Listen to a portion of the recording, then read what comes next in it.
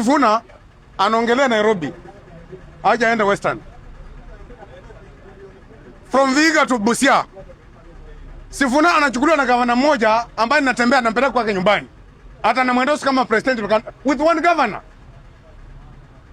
Kakamega County yenyewe iko na 12 constituencies, MPs. Sifuna anatembea na wabunge wangapi kutoka Kakamega? Hata mbunge mwenyewe upinzani anaitwa Salasi, hata hataki mambo ya Sifuna.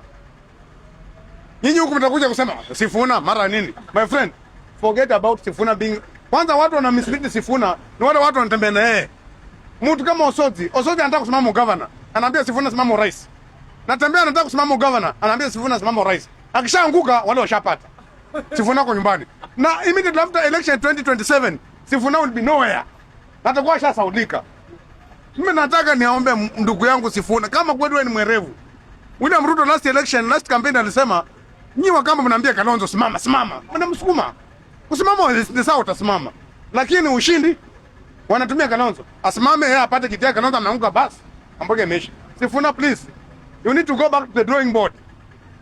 You start afresh. Wewe ni kijana mdogo, wewe uko sawa. Hii vuguvugu umekujana iko sawa, lakini imekuja time mbaya. Hii vuguvugu ingekuja after election ya 2027. Mheshimiwa Sifuna, hata mimi ningekuwa nyuma yako.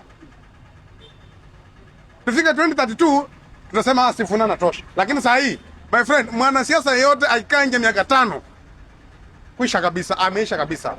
Na masaibu ya Sifuna yeye mwenyewe aliyeleta. Hakuna mtu atamemfukuza Sifuna ODM.